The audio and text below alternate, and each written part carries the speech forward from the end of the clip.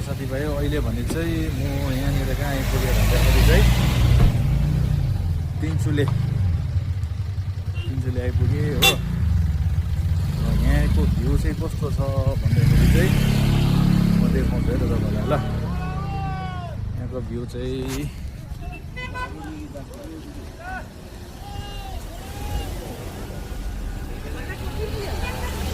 अलि भिडभाडै छ यहाँ हो।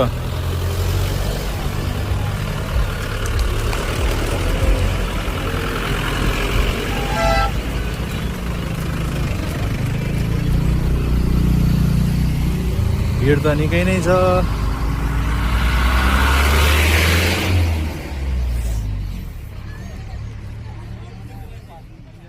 यो चाहिँ हो भ्यू पोइन्ट।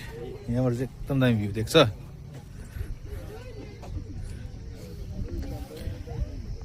यो राइट ह्यान्ड साइड देख्दै गरेछ तपाईँको हाम्रो कालिम्पोङ।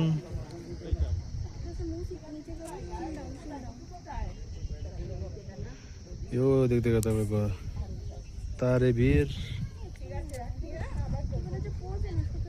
यो यता देख्दै गरेको नाम्ची।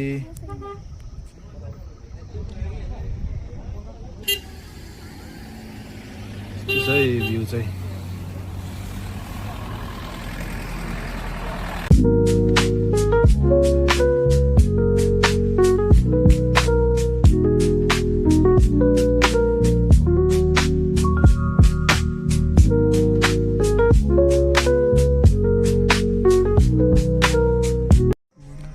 ल त साथीभाइ हो, हामी जस्तो तिनचुले निस्केको थियौँ है।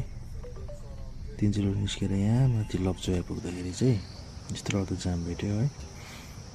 ट्राफिक धेरै नै थियो। हामी झन्डै यहाँनिर तपाईँको आधी घन्टा चाहिँ बस्यौँ होला यो ठाडो उकालोमा।